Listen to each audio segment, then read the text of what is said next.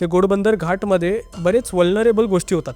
झालं काय की माझे पप्पा कार ड्राईव्ह करत होते. एक माणूस हात दाखवत उभा असतो. तर त्यांनी सांगितलं की मला जरा मीरा रोडलाच जायचं आहे, मला सोडाल का तुम्ही. सो तो माणूस मागे जाऊन बसतो. आता गाडी चालवत असताना माझे पप्पा काही प्रश्न विचारताय, तो काहीच उत्तर देत नाही, एकदम शांत. तेव्हा त्यांनी बघितलं की हा आता केस असा पुढे घेतोय आणि आपला चेहरा लपवतोय.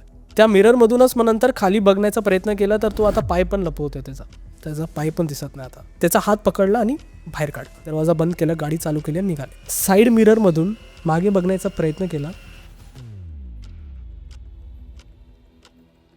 मीरा रोडमध्ये एक अपार्टमेंट होता. त्या अपार्टमेंटमध्ये एक फॅमिली येतं. किचनमध्ये स्वयंपाक करत असताना स्वातीला कोणीतरी हाक मारतं.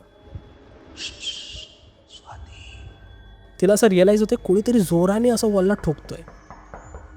स्वातीला असं रिअलाईज होतं की हा जो रियांश होता आपल्या रूममध्ये एकटा कोणाशी तरी बोलतोय. रियांश असं बोलत होता की तू आतमध्ये कायस, तू बाहेर काय येत नाहीस. हे ऐकताच क्षणी स्वातीने डोर ओपन केला आणि रियांशला पाहिलं. रियांशला विचारलं की तू कोणासोबत बोलतोयस. तर रियांश बोलतो, ह्या कथा मनोरंजनासाठी आहे. काही लोकांचे अनुभव व काही पूर्णपणे काल्पनिक असू शकतात, त्यामुळे कृपया यांना मनोरंजन म्हणून घ्या. ह्या कथा आपल्या संस्कृतीचा एक भाग आहे, अगदी लहानपणी आजी आजोबांनी सांगितलेल्या गुड गोष्टींसारख्या. आमचा हेतू कोणत्याही प्रकारच्या अंधश्रद्धा किंवा भीती निर्माण करणे नाही. हॅलो हॅलो हॅलो मंडळी, कसे आहात तुम्ही? स्वागत आहे तुमचं भंकसच्या एका नवीन एपिसोडमध्ये. आज आपल्यावर सौरभ आलेला आहे. सौरभ भाई, कसा आहेस तू? मी मस्त.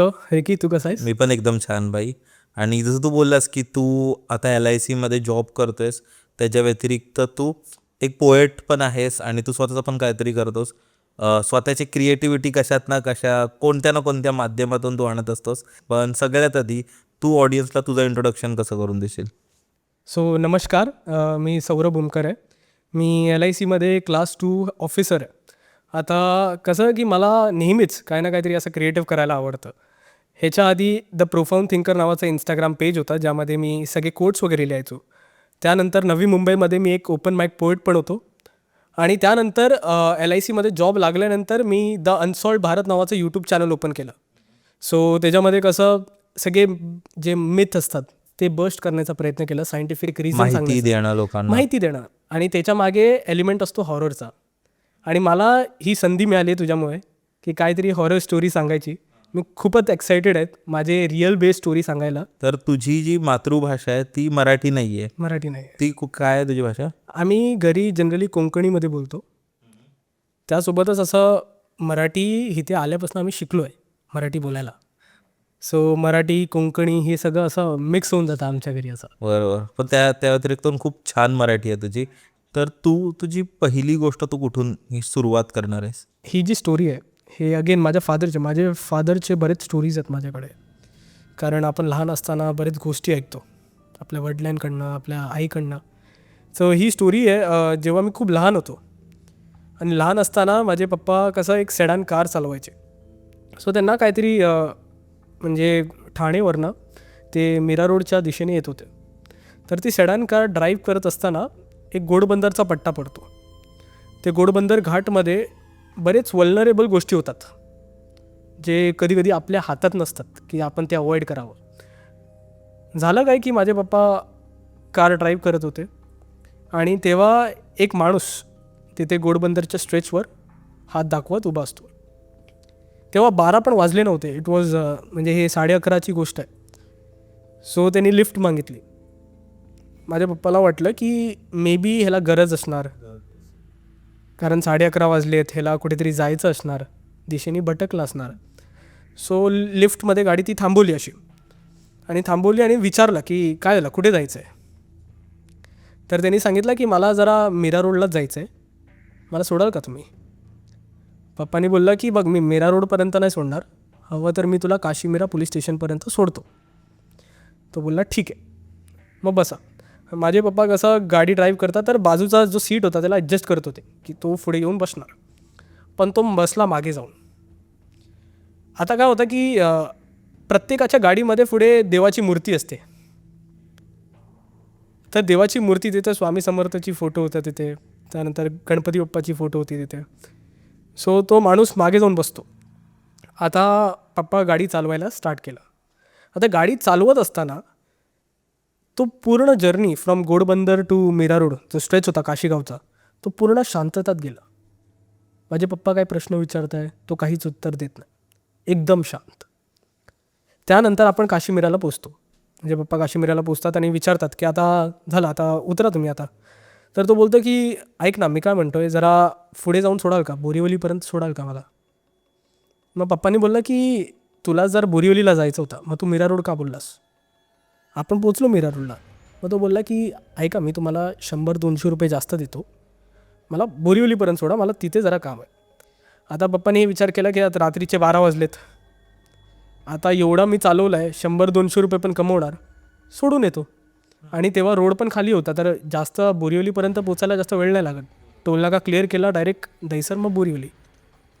मग बोरिवलीला पोचलो. त्यानंतर नॅशनल पार्कच्या इथे सांगितलं की या, आता तुमची जागा आली, आता तुम्ही उतरा.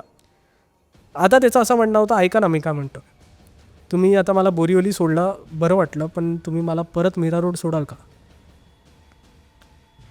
आता जे माझे पप्पा होते त्यांना थोडा डाऊट यायला लागला की हे नॉर्मल गोष्टी घडत नाही आहे.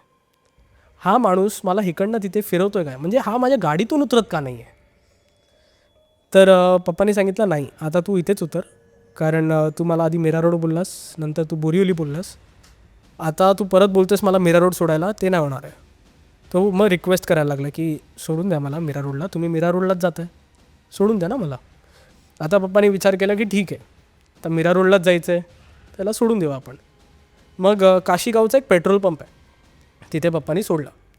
आता पप्पाचा विचार होता की आता हा नाही उतरला तर मी गाडीच्या बाहेर उतरणार आणि याला बाहेर काढेन.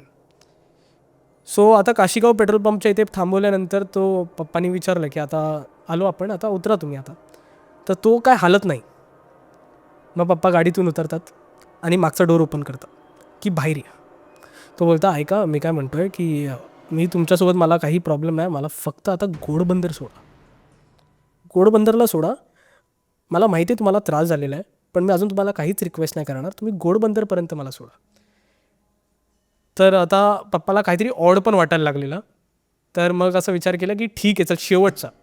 पण काय होतं माहिती आहे, आपण काहीतरी विचार करतो की आपण हे ॲक्शन घेणार, पण कधी कधी आपण त्याला एक्झिक्यूट करत नाही ड्यू टू सम रिझन. मग आता विचार केला की चल आता आपण घोडबंदरला घेऊनच जातो याला. त्याला बोलत होते म्हणजे तो जो बोलतो तसं वागत होते काइंड ऑफ. एक्झॅक्टली, म्हणजे जसं तो म्हणतोय, पप्पांनी असा विचार केला की ना आता ह्याच्यावर काय ॲक्शन घ्यायचं आहे, पण सडनली असा मागचा डोर ओपन केला, ॲक्शन घेताच येत नव्हता, त्याचं ऐकत जात आहेत. ऐकत जात होते. मग काय झालं. सो मग असा विचार केला की ठीक आहे, घोडबंदरला सोडूया. आता थ्रू आउट दी जर्नी जेव्हा पप्पा गाडी चालवत होते फ्रॉम काशीगाव टू घोडबंदर, तेव्हा पप्पाने विचार केला आता काही असू दे, मी याचा ऐकणार नाही. जर हा परत बोलला की मला नाही उतरायचं आहे, ह्याला मी नक्की बाहेर काढेन. हे विचार करतच त्यांनी माझ्या पप्पानी जे मिरर असतो ते मिररवरनं मागे बघितलं. तर आता मी म्हणजे माझ्या वडिलांनी बघितलं की त्यांचे जो माणूस होता त्याचे आता त्यांनी केस असं पुढे घ्यायला लागले, त्याचे केस मोठे होते, म्हणजे दिसायला तो कसा होता की असा हट्टाकट्टा होता आणि त्याचे मोठे केस होते, पण त्यांनी आधी बांधले होते.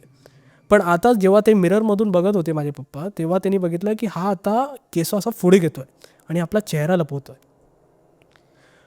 त्या मिररमधूनच मग नंतर खाली बघण्याचा प्रयत्न केला तर तो आता पाय पण लपवतो आहे, त्याचा पाय पण दिसत नाही आता. तर आता घोडबंदरचा स्ट्रेच आला, घोडबंदरला गाडी थांबवली आणि त्याला बोलला की आता तू उतर, बस झाला, आता तू मला बोललास मीरा रोड, बोरिवली, मीरा रोड, आता घोडबंदर आला आहे, आता तू उतर. तर तो माणूस तेव्हा पण उतरत नव्हता. पप्पा उतरले गाडीतून, मागचा दरवाजा उघडला, मागे एक रॉड होती ती पण काढली, बोलला की आता तू उतर, जर तू नाही उतरलास तर इथे काहीतरी मी करून बसणार, पण तू उतर. त्याचा हात पकडला आणि बाहेर काढला, गाडी बंद केली, दरवाजा बंद केला, गाडी चालू केली आणि निघाले. साईड मिररमधून मागे बघण्याचा प्रयत्न केला तर तो माणूस तिथे नव्हता. सो हे सगळं झाल्यानंतर पप्पा घरी आले. पप्पांनी आम्हाला सांगितलं की अशी अशी गोष्ट घडली आहे. तर आम्ही त्या शॉकमध्येच होतो. पण ही जी स्टोरी घडली ती स्टोरी इथपर्यंतच संपली नव्हती. त्याच्या दुसऱ्या दिवशी माझ्यासोबत काहीतरी घडलं.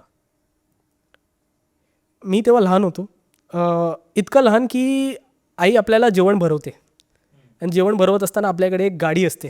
त्या गाडीमधून आपण कसं एक घास खाल्लो, बेडरूममध्ये गेलो, परत हॉलमध्ये आलो, एक घास खाल्लो, बेडरूममध्ये गेलो, हे मी सतत करत होतो.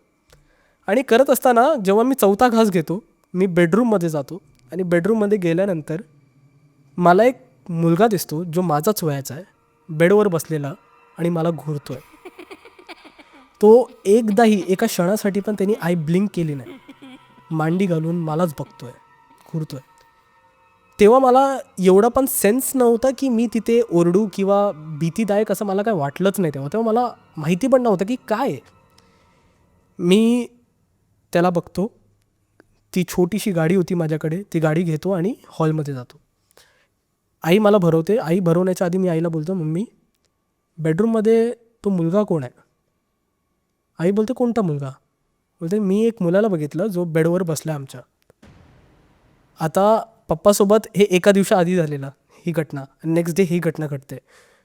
मी बोलल्यानंतर की बेडरूममध्ये कोणी बसला आहे, मम्मीनी मला लगेच उठवलं, प्लेट तिथेच ठेवलं आणि आम्ही खाली गेलो.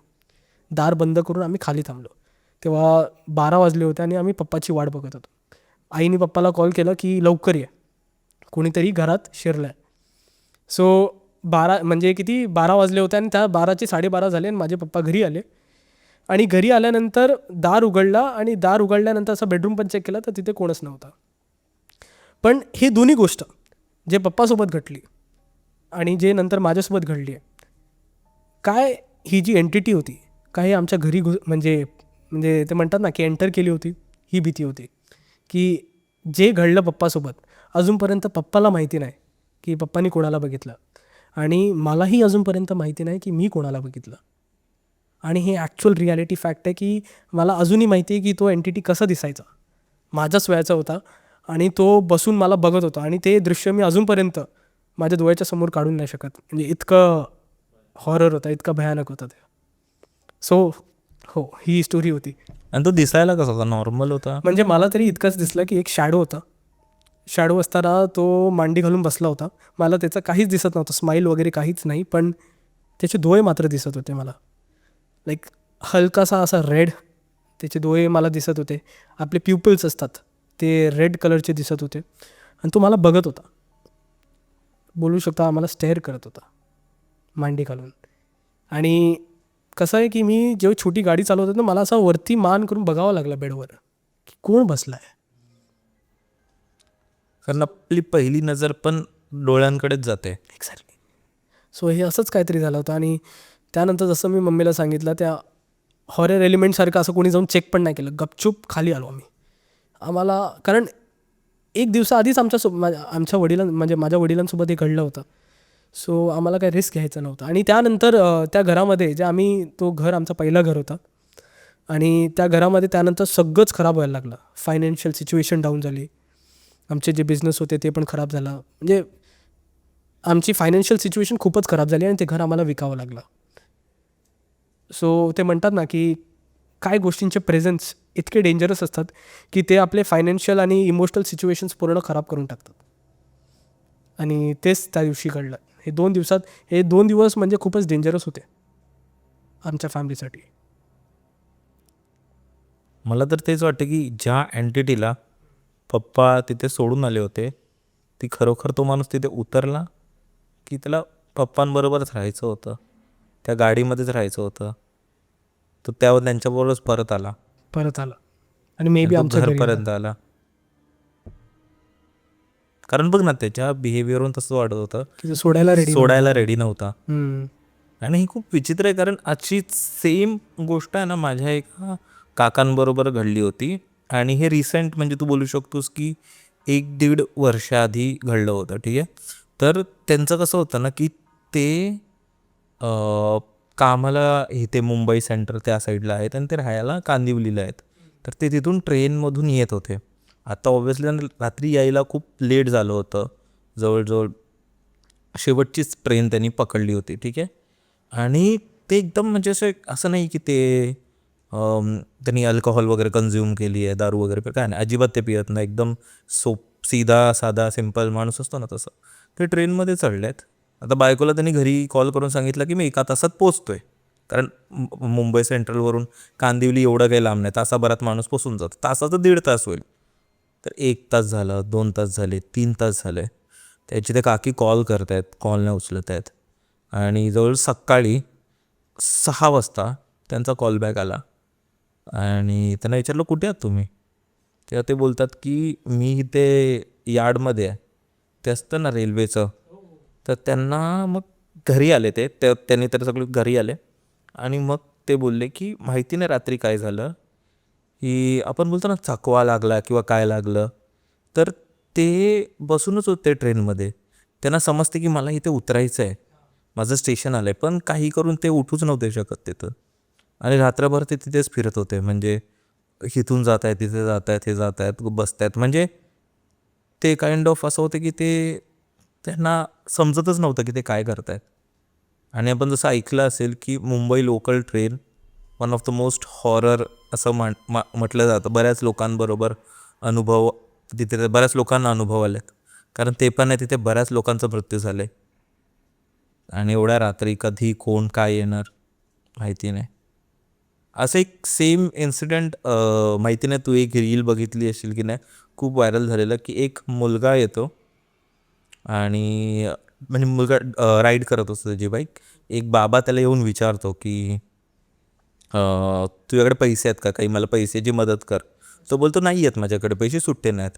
तो बोलतो किती आहेत तुझ्याकडे. तर बोलतो 100ची नोट आहे. तो बोले असतील चेक कर. तर तो पर्स काढतो आणि चेक करतो. तो बघतो की त्याच्याकडे 100. तो बोलतो मला 100ची नोट दे आणि हा त्याला नोट देतो. बोलते तर तो बाबा त्याला परत देतो नोट. आणि मग त्यानंतर माहिती नाही काय होतं, तो त्याचे सगळे जेवढे पैसे असतात ना ते त्या बाबाकडे देतो. अच्छा. पूर्ण पॉकेट खाली करतो. आणि त्यांनी हे रेकॉर्ड केलेलं कारण त्यांनी ते गोप्रो लावलेलं त्याने त्याच्या हेल्मेटला. तो पुढे गेला आणि जस्ट तो बाबा निघून गेला तिथून. त्याला जस्ट 1-2 बोलतात ना 1-2 मिनटानंतर जरा असं हे शुद्ध आली किंवा लवकर. तर तेव्हा त्यांनी रिअलाईज केलं की माझ्या हातात पर्स आहे, पर्समध्ये काहीच पैसे नाही. काय झालं त्याला काहीच आठवत नाही आहे मधलं. त्याला फक्त तेवढं क्लिक होतं की बाबा आलेला. त्यानं त्याच्या गोप्रोमध्ये चेक केलं तर त्याला दिसते की तो स्वतःहूनच काढून पैसे देतोय. बाप रे. म्हणजे त्यांनी त्या माहिती नाही त्यांनी काय त्याला भूल टाकली किंवा काय झालं माहिती नाही. तसंच तुझ्या वडिलांबरोबर घडलं ना मे बी. की कोणतरी नुसतं त्यांना फिरवतंय आणि ते त्याला काय करत पण नाही आहेत, अडकले जात आहेत. माय गॉड, माय गॉड. काय काय स्टोरीज म्हणजे किती काहीतरी रिझन पण असतो ना काय काय अशा घटनेच्या मागे. ती वेळ पण असते ना की समजा आता माझे काका होते, त्यांच्यावर तर बरेच हॉरर इन्सिडेंट झाले, त्यांच्या घरी पण झालेत. तर तेच होतं ते ट्रेनमध्ये जेव्हा बसले त्यांना नव्हतं माहिती, त्यांना उतरायचं होतं. पण ते रात्रभर तिथे का करत होते, काय करत होते आणि कोण माणूस शॉकमध्ये रात्रभर तिथे राहील. खूप विचित्र गोष्ट होती ती. पण एक गोष्ट आहे म्हणजे ह्याच्या पाठ की तुझी जे डिलिव्हरीज आहेत मला खूप आवडतं. म्हणजे जसं मी काहीतरी बोलतोय आणि तू त्याला घेतोयस त्या दिवशी खूप चांगलं वाटतं. म्हणजे बरं वाटतं की ओके आपली स्टोरीज पण थोडेफार आहेत. पण मला असं आठवतं बाई तू अजून एक गोष्ट सांगणार होतास, तर ती कोणती आहे? सो ही जी स्टोरी आहे हे माझ्या फादर म्हणजे माझ्या पप्पांची आहे. सो जेव्हा माझे पप्पा 28 वर्षाचे होते तेव्हा कारवार उघडला. माझं तिथे घर आहे म्हणजे माझ्या वडिलांचंच आहे. सो इथे मुंबईला असताना ते तिथे गेले होते आणि तिथे ते राहतात 1 महिन्यासाठी राहतात. आणि राहत असताना त्यांनी माझ्या एका म्हणजे पप्पांच्या मित्रांना त्यांनी इन्व्हाइट केलं डिनरसाठी. आता तेव्हा वाजले होते 8. आता हे डिनर करत असताना त्यांना थोडा उशीर झाला. आता डिनर करता करता त्यांना 11:30 वाजले. आता गावी काय होतं की तिथे जाऊन आहे ना 8:30-9च्या नंतरच एकदम सुनसान होऊन जातो, कोणच नसतो इथे. तर 11:30 वाजले होते तर माझ्या पप्पांनी सांगितलं की चल मी तुला सोडतो. तेव्हा सायकल होती. सायकलनी माझ्या पप्पांनी माझ्या पप्पाच्या मित्रांना घरी सोडलं. आता तिकडनं घरी येताना एक लाँग स्ट्रेच पडतो रोडचा. आता तेव्हाच्या काळात काय होतं की एक स्ट्रीट लाईट असायची जे ब्लिंक करत राहायची. तर ते स्ट्रीट लाईटमध्ये एक चालू असायची. मग पुढे गेला पूर्ण एक स्ट्रेच भेटायचा जिथे अंधार आहे, स्ट्रीट लाईट्स काही नाही. मग त्या स्ट्रेचच्या नंतर पुढे जाऊन एक स्ट्रीट लाईट जे चालू असायचं खूप अंतरावर असायचे खूप लाईट. अंतरावर असायचं. करेक्ट. सो माझे पप्पा त्यांना सोडून आले आणि मग सायकल मारत मारत घराच्या दिशेने चालत होते. सो एक स्ट्रीट लाईट गेला, मग अंधार, मग दुसरा स्ट्रीट लाईट गेला, मग अंधार. मग सडनली एक थंडगार ब्रीज ते म्हणतात ना वारा एक सुटला. सो झाला काय जेव्हा तो अंधाराचा फेज आला तर सडनली कोणीतरी माझ्या पप्पांच्या सायकलला थांबून घेतलं, मागून पकडलं. माझे पप्पा सायकल चालवत आहे आणि मागून कोणीतरी पकडून ठेवलं आहे पप्पाच्या सायकल. पप्पा पॅडल मारतात. आता पॅडल मारत असताना सायकल काय पुढे जाईना आणि सडनली पप्पा मागे बघतात. तर मागे कोण नव्हता. तर मागे बघून आता पप्पा अजून जोराने पॅडल मारताय की जातो मी जरा पुढे जातो, काय होत का नाही आहे. आणि सडनली मागून कोणीतरी सायकल उचलतं मग आणि माझे पप्पा खाली पडून जातात. आता माझे पप्पा खाली पडलेले असताना सायकलकडे बघतात. ती सायकल अशी मागून उचलली होती. आता पप्पाला कळालेलं की हे काय नॉर्मल गोष्टी होत नाही. तर तिकडनं मग पप्पांनी काय विचार केला की आता मी इकडनं माझ्या दिशेने वॉक करतो. आता ॲक्च्युली पप्पाला धावायचं होतं तिकडनं भीतीने, पण माझ्या पप्पाच्या आई म्हणजे आजी त्यांनी सांगितलेलं की कधी अशा वेळेला धावू नकोस किंवा घाबरू नकोस, भीती दाखवू नको. भीती दाखवू नकोस. सो मोठे मोठे स्टेप्स घेत माझे पप्पा माझ्या घराच्या दिशेने वॉक करायला लागले.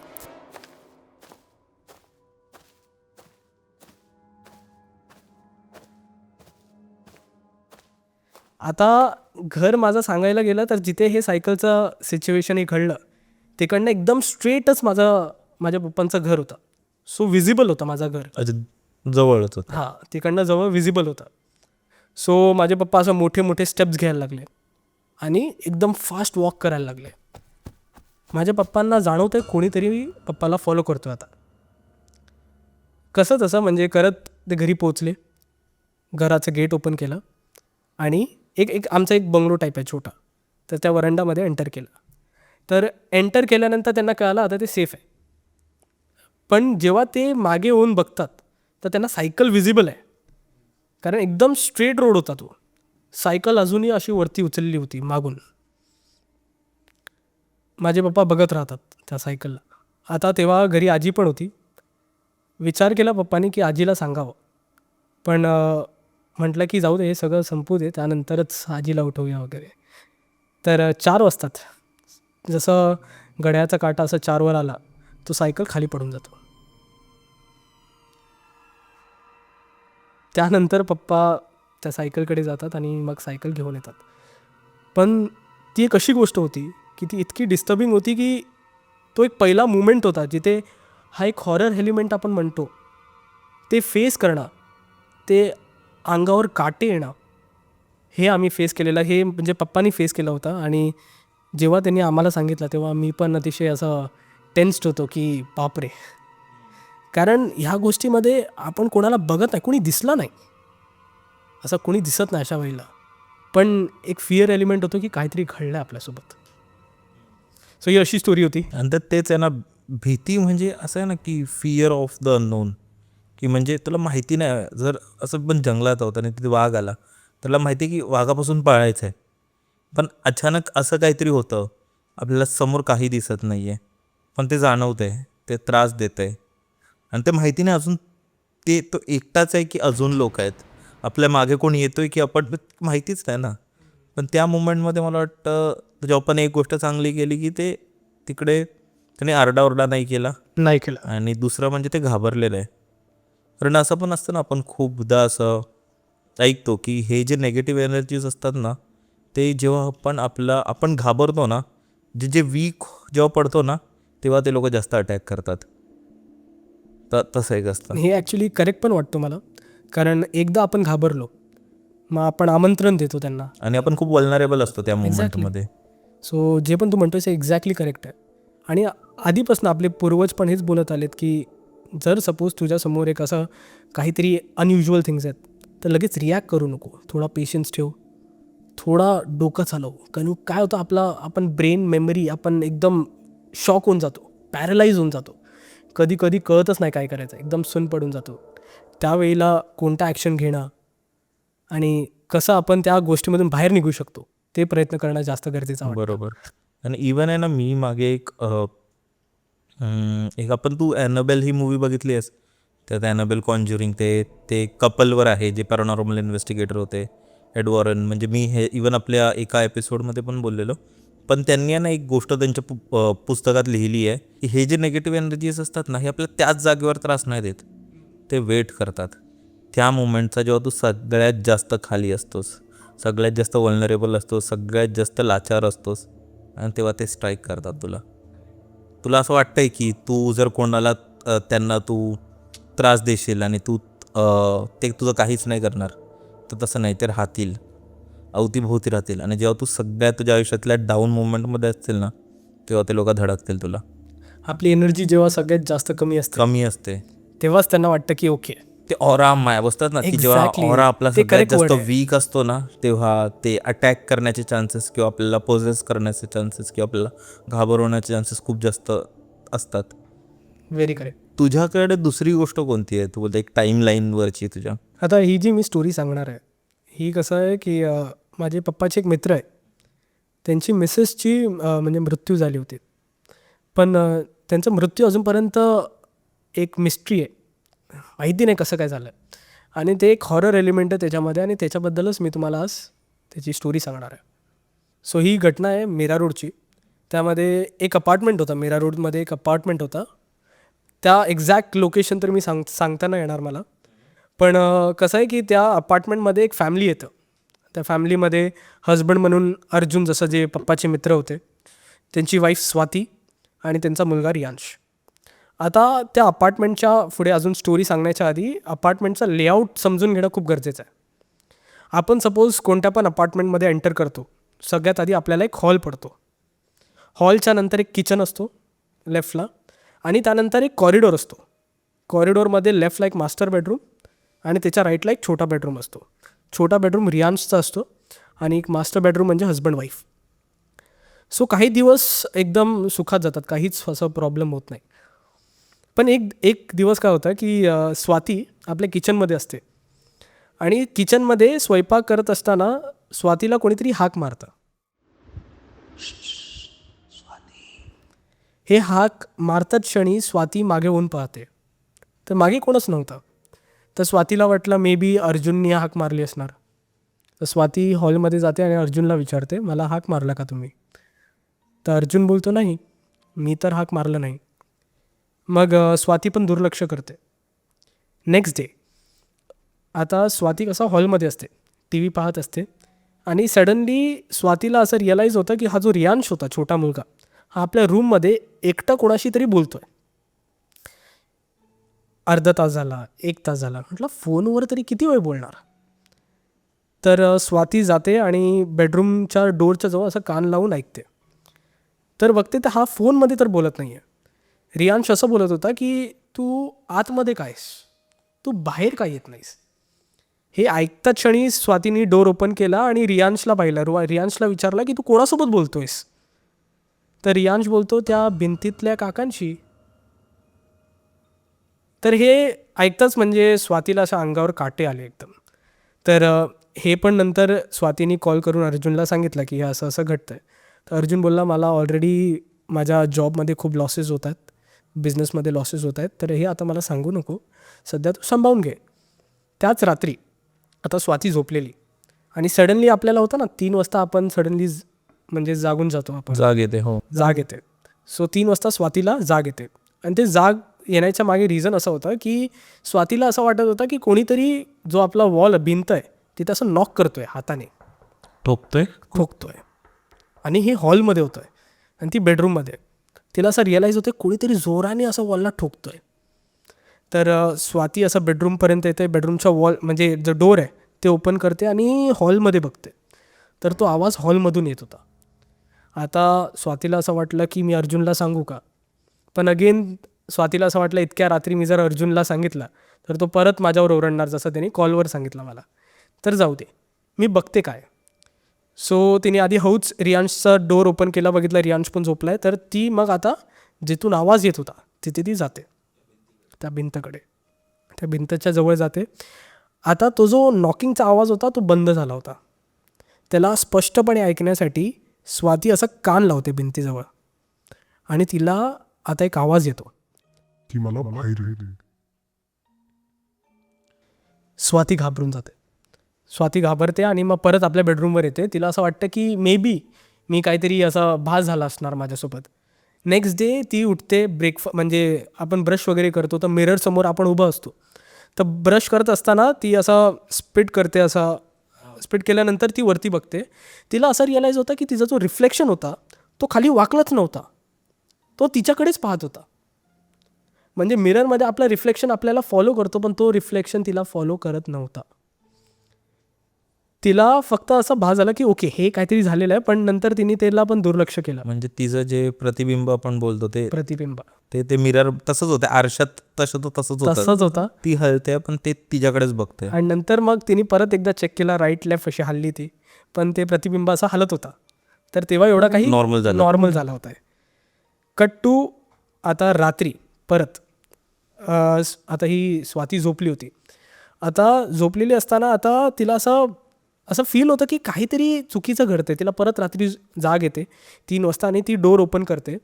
तर ती पाहते की रियांश आता त्या म्हणजे जो वॉल आहे, त्या भिंत आहे त्याच्याजवळ उभा आहे आणि पेन्सिल घेऊन तो काहीतरी तिथे चित्र काढत होता किंवा काहीतरी ड्रॉइंग्स काढत होता.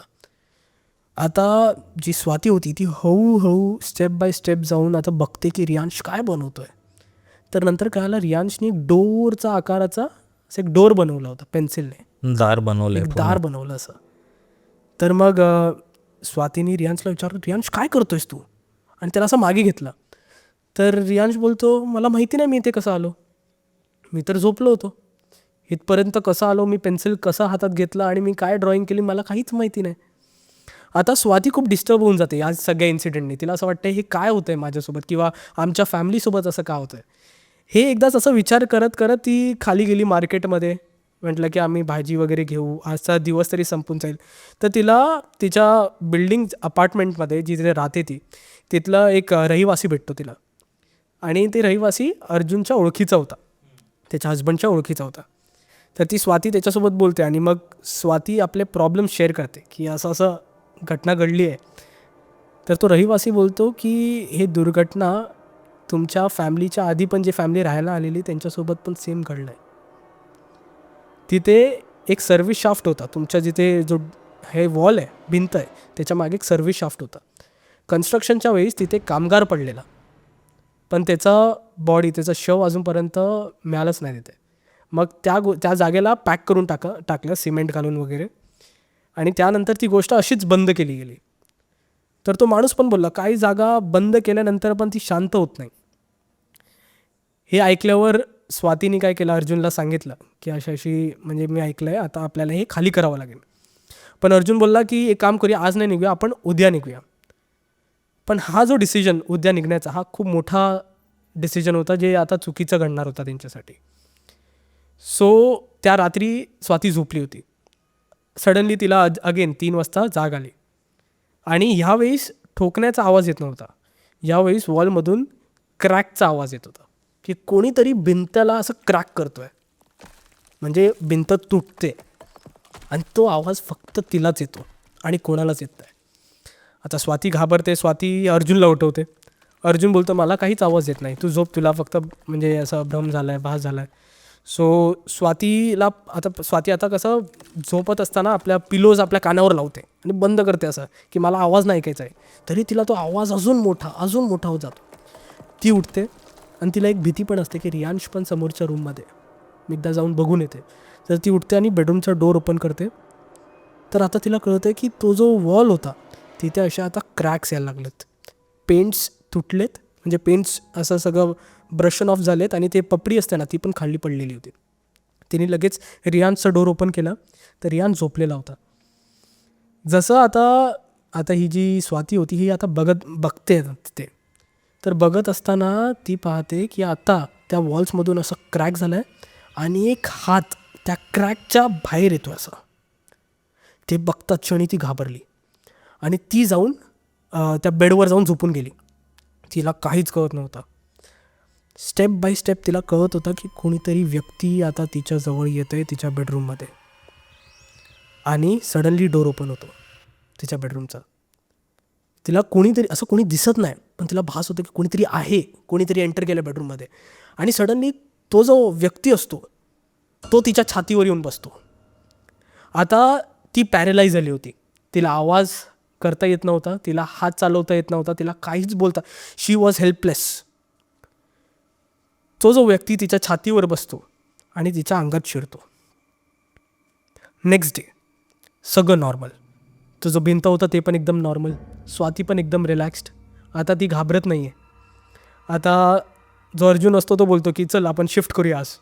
ती स्वाती बोलते काय गरज नाही आहे, शिफ्ट करायची गरज नाही आहे, आपण 1 महिन्यानंतर करू शिफ्ट. हा जो रूप तिचा बदललेला होता अर्जुनला थोडा खटकला, पण तिला असं वाटलं की चांगलंच आहे, एवढ्या कमी रेट्समध्ये आपल्याला कुठे घर तर मिळणार नाही आहे. आता ही जर म्हणते की नाही शिफ्ट व्हायचं तर आपण 1 महिना डिले करू. जाऊ दे, हिचाच प्रॉब्लेम होता तसं पण. हिचाच प्रॉब्लेम होता, आपण डिले करू. सो मग अर्जुन कामाला जातो. कामावरनं आल्यानंतर तो रियांशला भेटतो. होमवर्क केला का बाळा? तो बोलतो मी होमवर्क केलं, पण मम्मी आता विचित्र वागते. बोलतो काय झालं? बोलते की मम्मी आहे ना त्या भिंतजवळ जाते आणि काहीतरी बोलत असते, काहीतरी बडबडत असते. सो अर्जुनने विचार केला आता जरा लक्ष ठेवायला लागेल. परत हे रात्री झोपले. रात्री ह्यावेळेस आता भिंतमधून असं वाटतं कोणीतरी असं आपटतोय, काहीतरी आपटतोय, आवाज येतोय. आणि ह्यावेळेस अर्जुन होता, त्याला जाग आली. त्याने राईटला बघितलं तर स्वाती नव्हती बेडवर. तर ह्यावेळेस तो अर्जुन होता तो उठतो आणि डोअर ओपन करतो आणि हॉलमध्ये बघतो. तर तिला तो बघून जे दृश्य तिने बघितलं तर अर्जुन एकदम शॉक होता. तिची वाईफ स्वाती त्या भिंतकडे आपला म्हणजे माथा आपटते असा.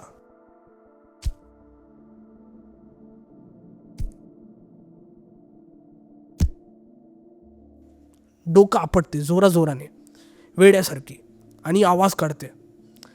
अर्जुन पळत पळत तिला असा लांब खेचतो आणि लांब खेचल्यानंतर ती एकदम रक्ताने भरली होती. ती अशी मध्येच हसते, मध्येच एक स्टेटमेंट बोलते की मी तर आता आतमध्ये आली, तू कधी बाहेर येतोयस. तेव्हा ती जास्त रक्त वाहून गेल्यामुळे ती बेशुद्ध होऊन जाते. डॉक्टर्सकडे घेऊन जातात आणि डॉक्टर्सला ह्याच्या मागे काही रिझनच कळत नाही की हे कशामुळे झालं आहे, ती अशी का वागत होती. आणि काही दिवसानंतर तिची मृत्यू होऊन जाते. आता हे लोकांनी आता विचार केला की हे सगळं आता आपल्याला इथून शिफ्ट होण्याची गरजेचं आहे की आपण इथून शिफ्ट होऊ. तर आता अर्जुन बेडरूममध्ये सगळं सामान पॅक करत होता आणि रियांश आपले जे टॉईज वगैरे असतात ते आज बॉक्समध्ये घालत होता. आणि सडनली रियांशला एक आवाज येतो. रियांश रियांश रियांश घाबरतो. रियांश आपल्या म्हणजे बेडरूममध्ये पप्पा होते तर पप्पाला जाऊन सांगतो की पप्पा आवाज येतोय भिंतीतनं आवाज येतोय. बोलते कोणाचा आवाज येतोय तुला?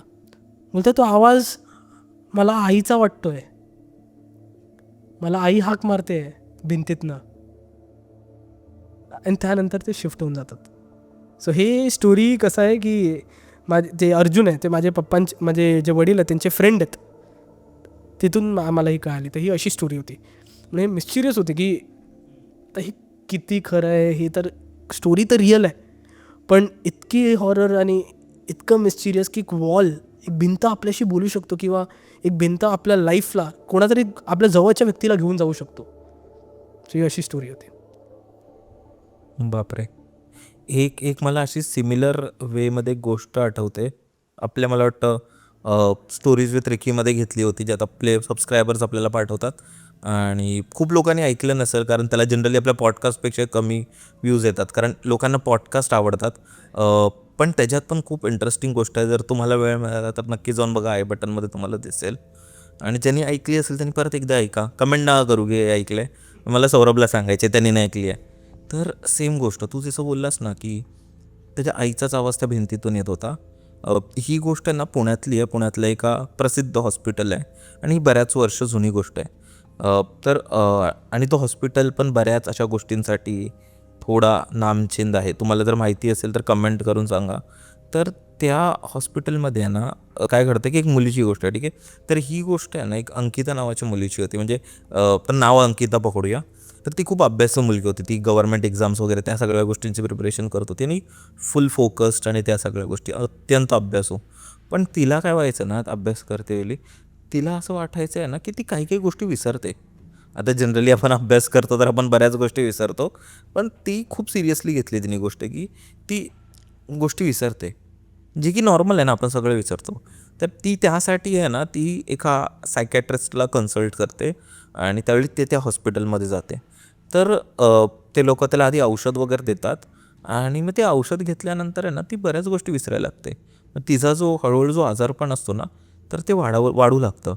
आणि मग ज्यानंतर ती परत हॉस्पिटलमध्ये जाते तर ते डॉक्टर बोलतात की हिचा आजारपण खूप सिरियस आहे अच्छा. आणि आपल्याला हिला काही दिवस हॉस्पिटलमध्येच ठेवावं लागेल. ह्याच्यावर थोडे उपचार करावे लागतील आणि मग सोडून, नाहीतर ही कायमचं सगळं विसरून जाईल. तसं होतं आणि तिला ठेवतं ते लोक हॉस्पिटलमध्ये ठेवतात. तर काय होतं ना की ती जी हॉस्पिटलमध्ये असते ना, जी पहिली रात्र असते ना त्या हॉस्पिटलमधली, तिला असं दिसतं की समोर आहे ना, समोर भिंतीकडे एक माणूस तिच्याकडे बघतोय आणि तिला बोलवतोय. असं असतं ना की तो एकाच जागेवर उभा आहे, बोलवतोय आणि समोर त्याच्याकडे कोणीच त्याला काय करत नाही आहे. म्हणजे नर्सेस येत आहेत, जात आहेत आणि सगळे त्याला माहिती नाही का आपण असं इग्नोर किंवा अनदेखा करतायत. सेम होतं, ती पहिल्या दिवशी इग्नोर करते, झोपून जाते. दुसऱ्या दिवशी काय होतं ना की ती झोपलेली आहे, दुसऱ्या रात्री बोलू आपण, ती झोपलेली आहे आणि अचानक तिची जी जाग उठते ना, ती खाली बघते, तिला वाटतं काहीतरी आहे तिच्या बेडखाली. तर ती खाली वाकून बघते, तर तोच माणूस तिच्या बेडच्या इथे येत आहे हो माय आणि गॉड. तिला ओके. बघतोय तिथे. हां. मग ते तिला कंटेंट ती जोरदार किंचाळते आणि नर्सला बोलवते आणि त्या सगळ्या गोष्टी होतात. नर्सेस येतात आणि तिला बोलतात काही नाही आहे, शांत बस. त्यांना वाटतं कारण ऑलरेडी ते मेंटल हॉस्पिटलच असतं, म्हणजे काइंड ऑफ, कारण तिथे तिचा उपचार, अशा गोष्टींचा उपचार तिथेच होतो. तर हे त्यांच्यासाठी नॉर्मल असतं, तर ते लोक तिला शांत ठेवतात. तिसऱ्या चौथ्या दिवशी परत होतं आणि ही तिचं जे त्या गोष्टी असतात ना, ते वाढू लागतात की तिला रोज कोणतरी दिसतोय आणि तिचं असं असतं की तुम्हाला मारून टाकेल, तुम्हाला घेऊन जाईल, प्लीज मला इथून तुम्ही बाहेर काढा, अशा सगळ्या गोष्टी. आणि त्याच्याबरोबर काय होतं ना, दुसरं म्हणजे की ती आहे ना आता बऱ्याच गोष्टी विसरायला लागते. म्हणजे इवन ती तिच्या आईवडिलांना ओळखत नाही. तिचं असं होतं की कोण आहात तुम्ही, म्हणजे सगळ्या गोष्टी विसरायला लागते. तिला फक्त एवढं समजतं की ती वेगळ्या जगात जगायला लागते. समजतं, म्हणजे तिचा ते त्रास वाढू लागतं. आणि एक दिवस असं होतं की ते लोक तिला मग थोडं जास्त ट्रीटमेंटवर ठेवतात, थोडे जास्त हेवी डोसेस देतात. तसं होतं. तर बरोबर 7-8 दिवसानंतर एक रात्री काय होतं की तिची झोप उडते. ती उभी राहते स्वतःहून आणि ती अशी वागते की तिचं काही नाही आहे, खूप नॉर्मल आहे. आणि ती वॉशरूममध्ये जाते आणि बाहेरच येत नाही. काय बोलतोस? दुसऱ्या दिवशी तिची डेड बॉडी वॉशरूममध्ये पडलेली मिळते, की तिने स्वतःलाच तिथे गळफास लावून मृत्यू. आता कसा गळफास लावला काय म्हणजे तिचं श्रव तिथे मिळतं. ठीक आहे, डेड बॉडी तिथे मिळते. ते लोक बाहेर वगैरे काढतात आणि काही दिवसांनंतर, कारण ऑब्व्हियसली तिच्या आईवडिलांना दुःख तर होतंच, पण हे पण समजलेलं की तिचा त्रास पण खूप जास्त होत होता. आणि एखाद्या व्यक्तीला जेव्हा खूप जास्त आजारपण किंवा खूप जास्त त्रास असतं ना, तेव्हा आईवडिलांना पण कुठे ना कुठे वाटतं की बाबा ह्याला मुक्ती मिळावी आता. त्यांचं पण तेच झालेलं आता. तर खूप जास्त किंचाळणं, ओरडणं, त्या सगळ्या गोष्टी झालेल्या तिच्या. 8 दिवसानंतर अजून एक पेशंट येतो आणि तो पेशंट पण नॉर्मलच असतो, म्हणजे त्याचं काहीतरी प्रॉब्लेम असतं आणि त्याला अचानक जेव्हा रात्री झोपलेला असतो ना, त्याची झोप उडते, त्याला समोर तो माणूस दिसतो, जो त्या मुलीला दिसत होता, अंकिताला दिसत होता. पण ह्यावेळी त्या माणसासोबत अंकिता पण असते. ती बघत असते त्याला आणि ती देखील त्याला बोलवत असते. म्हणजे ॲक्च्युली होत का होतं ना, हॉस्पिटलमध्ये त्या एक्सपेरिमेंट सुरू होते अच्छा. माणसांवर, की त्यांच्या ब्रेन्सवर हे सुरू होते, की कसं वर्क करतं, काय वर्क करतं, मेडिसिन्स कशा प्रकारे काम करतात. तर अंकिताला खरं म्हणजे तर काही झालंच नव्हतं. ती कम्प्लिटली नॉर्मल होती. ती फक्त गोष्टी विसरायची, पण त्या गोळ्या खाल्ल्यापासून ती सगळं विसरायला लागली. म्हणजे तिच्यावर ते गोष्टी टेस्ट होत होत्या आणि ती मेली ते माहिती नाही, ती स्वतःहून मेली की तिला मारलं गेलं की माहिती नाही. कारण तुला माहिती असेल की त्यावेळी बरंच असं व्हायचं की लोकांवर एक्सपेरिमेंट केले जायचे आणि खूप क्रुअल होते ते. बरेचसे एक्सपेरिमेंट्स आहेत, आपण नक्की नंतर घेऊ. पण थँक्यू सो मच भाई, तू आलास आणि मजा आली गोष्टी ऐकून तुझ्या. तुला कसं वाटलं? रिकी, खरं म्हणजेच तर मी खूप फॉर्च्युनेट आहे की तू मला ही स्टेज दिली आहेस म्हणजे बोलण्यासाठी. कारण एक सामान्य माणसासाठी असा स्टेज भेटणं खूप कठीण आहे, की आपण येऊ, आपण एक्सप्रेस करावं आपले जे रिअल लाईफ फॅक्ट्स असे घडलेत, रिअल लाईफ स्टोरीज असे घडलेत. आपण जनरली काय करतो, मित्रांना सांगतो. पण इतक्या मोठ्या स्टेजवर येऊन इतक्या व्ह्युअर्सना हे आपली स्टोरी सांगणं, खूप फॉर्च्युनेट आहे मी. थँक्यू आणि सो थँक्यू मच भाई, सो मच थँक्यू सो मला मच, तू ही आलास. संधी देण्यासाठी. आणि I be for ever grateful. Thank you so अरे मच. भाई, तिथे एवढं नको, बट थँक्यू सो मच. आणि तेच झालं आहे ना, आता कसं झालं की जसं जसं आपण जसं आता डिजिटलायझेशन होतं आहे, मोबाईल्स येत आहेत. आता आधीच्या काळी कसं व्हायचं, जसं तू बोललास की आपल्या आईवडिलांच्या त्यांच्या तरुणपणात तेव्हा काय व्हायचं की मित्र एकत्र जमायचे कामावरून आल्यावर किंवा गावी असल्यावर रात्रीचं एक सेशन व्हायचं, सगळे मित्र एकत्र यायचे, गप्पा मारायचे, मजा करायचे. अर्थात कसं झालं आहे की प्रत्येकजण आपापल्या फोनमध्ये असतो. आता ती जागा नाही राहिली, तो गाव नाही राहिला, ते मित्र नाही राहिले. आणि आपल्या पॉडकास्टच्या माध्यमातून जेव्हा आपण पॉडकास्ट टाकतो तेव्हा कुठे ना कुठे आपल्या ऑडियन्सला तसं वाटतं की माझा तेच प्रयत्न राहतो की त्यांचं आपण मित्र बनावं. किंवा आता माझे पण बरेच मित्र आहेत जे आता इथे राहत नाही, कामानिमित्त बाहेर गेलेत. कोण कुठच्या दुसऱ्या बाहेरच्या देशात गेला आहे, तर कोण कुठच्या बाहेरच्या शहरात गेला आहे. तर आता मित्र खूप कमी होत गेलेत. तर आपण ह्या डिजिटल जिथे लोक रील स्क्रोल करत करत 30-30 सेकंदात माहितीच नाही पडत की कसा वेळ निघून जातो, तितक्यात थोडं शांत बसून मित्रांबरोबर गप्पा मारून तर मला वाटतं तेच माझा प्रयत्न आहे की अशा आपल्या पॉडकास्टच्या माध्यमातून अजून लोकांपर्यंत पोचायचं, अजून लोकांचं मित्र बनायचं. आणि मी पण खरं म्हणजे खूप ग्रेटफुल आहे आपल्या ऑडियन्सचं, जे आपल्याला ऐकतात, प्रेम देतात, कमेंट्समध्ये सांगतात. तर मंडळी, तुम्हाला हा पॉडकास्ट कसा वाटला, सौरभच्या गोष्टी तुम्हाला कशा वाटल्या, नक्की कमेंट्समध्ये सांगा. तुम्हाला कोणती गोष्ट सगळ्यात जास्त आवडली, कारण असे तर आम्ही कॉन्व्हर्सेशन करतोय, पण तुमच्या माध्यमातून आम्ही तर तुमच्यापर्यंत पोहोचतोय, पण तुम्ही नाही पोहोचू शकत आहात. तर ते एक माध्यम कमेंट सेक्शनमध्ये आहे. तर नक्की तिकडे कमेंट करा, चॅनलला सबस्क्राईब करा. तुम्ही सौरभचं चॅनल पण चेकआउट करू शकता, डिस्क्रिप्शनमध्ये तुम्हाला मिळेल. आणि आपण भेटू परत एकदा अशाच एक एपिसोडमध्ये. आणि तुम्हाला सौरभबरोबर पुढचा एपिसोड ऐकायला आवडेल की नाही तेही सांगा, कारण आम्ही प्लॅन करतोय बरेच अजून एपिसोड करायला. तर thank you so much guys. Bye bye. तुम्ही स्पॉटिफायवरही ऐकू शकता. आणि भेटूया पुढच्या एपिसोडमध्ये. बाय.